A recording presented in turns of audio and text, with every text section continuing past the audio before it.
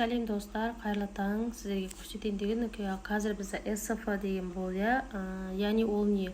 Сізде минуспен келген, штрафпен, минуспен, в общем, отчетыңызда минус болған. Менде де минус бар, негізі нефтемі өткенде алды ғой. Қараңыздар, 90 мың деп тұр, менде 100 мың да бар, 130 мың да бар, в общем, солай. Қараңыздар, былай жасайсыздар ғой, осы 138 мың минуспен кеп тұр ғой, сізде минус бар жеріне. Сол отчетты апрельден бастап жіберіңдер деп жатыр. Бізде бұл ноябрьдікі екен, міне 28 ноябрьден 4 декабрьге дейін осыны сіздер отчеттын жіберу керексіздер. Wildberries қарайды. Сол себепті логистика көп алып кетті деп өткенде шырылдадық қой, сол себепті.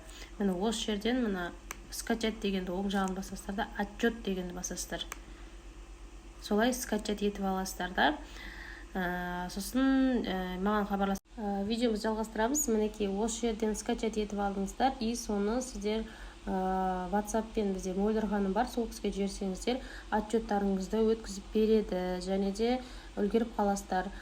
Яғни бұл жерде бір отчет емес, егер де сізде апрельден бастап қанша көп болатын болса, соның барлығын жіберсеңіздер болады.